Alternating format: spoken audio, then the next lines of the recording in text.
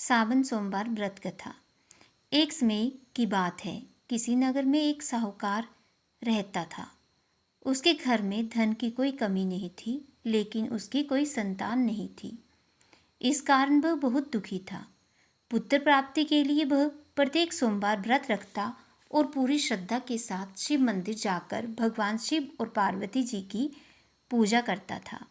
उसकी भक्ति देखकर एक दिन माँ पार्वती प्रसन्न हो गई और भगवान शिव जी से उस साहूकार की मनोकामना पूर्ण करने का आग्रह किया।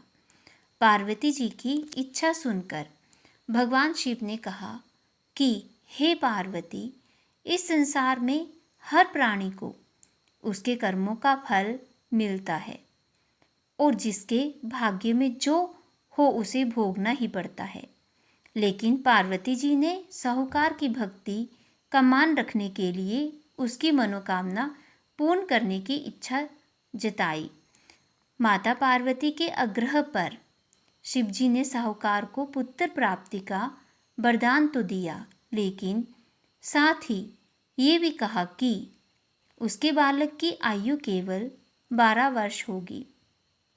माता पार्वती और भगवान शिव की बातचीत को साहूकार सुन रहा था।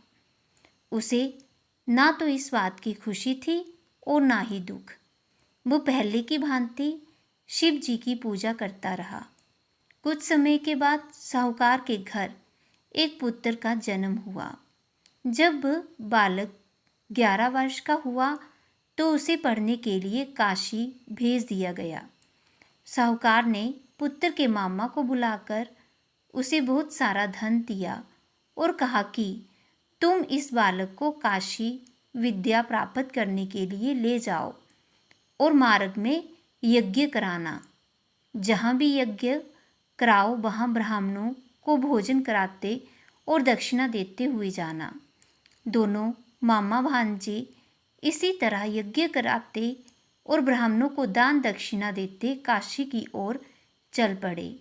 रात में एक नगर पड़ा, जहाँ नगर के राजा की कन्या का विवाह था।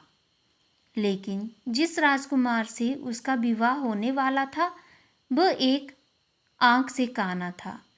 राजकुमार के पिता ने अपने पुत्र के काना होने की बात को छुपाने के लिए एक चाल सोची। साहूकार के पुत्र को देखकर उनके मन में एक विचार आया। उसने सोचा, क्यों ना इस लड़के को दूल्हा बनाकर राजकुमारी से विवाह करा दूं।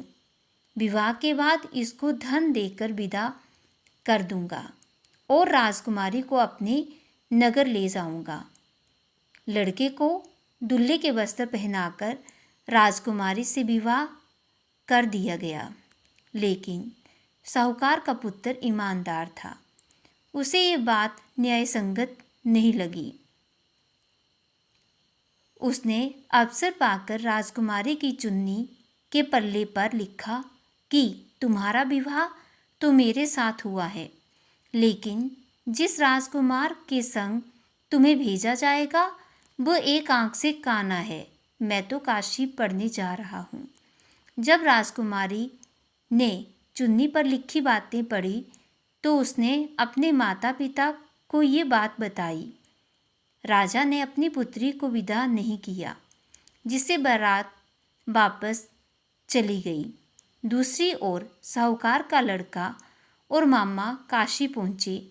वहाँ जाकर उन्होंने यज्ञ किया। जिस दिन लड़के की आयु 12 वर्ष की हुई उसी दिन यज्ञ रखा गया। लड़के ने अपने मामा से कहा कि मेरी तबीयत कुछ ठीक नहीं है। मामा ने कहा कि तुम अंदर जाकर सो जाओ। शिवजी के वरदानानुसार कुछ ही देर में उस बालक के प्राण निकल गए। मृत भांजे को देखकर उसके मामा ने विलाप शुरू किया। शोकवश उसी समय शिव जी और माता पार्वती उधर से जा रहे थे। पार्वती ने भगवान से कहा, स्वामी, मुझे इसके रोने के स्वर सहन नहीं हो रहा। आप इस व्यक्ति के कष्ट को अवश्य दूर करें। जब शिवजी मृत बालक के समीप गए तो वह बोले, ये उसी साहूकार का पुत्र है जिसे मैंने 12 वर्ष की आयु का वरदान दिया था।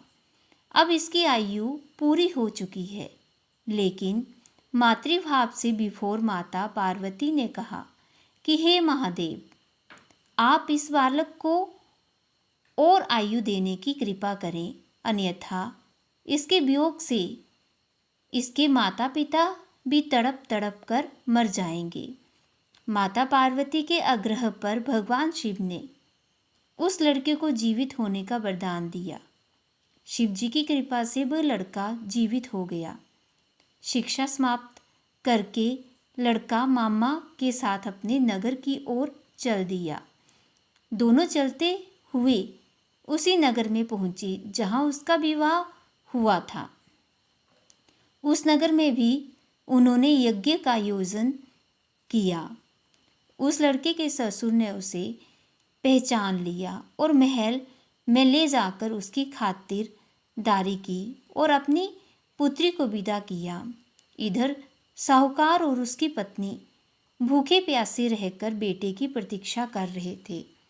उन्होंने प्रण रखा था कि यदि उन्हें अपने बेटे की मृत्यु का समाचार मिला तो वह भी प्राण त्याग देंगे, परंतु अपने बेटे के जीवित होने का समाचार पाकर वह बेहद प्रसन्न हुए।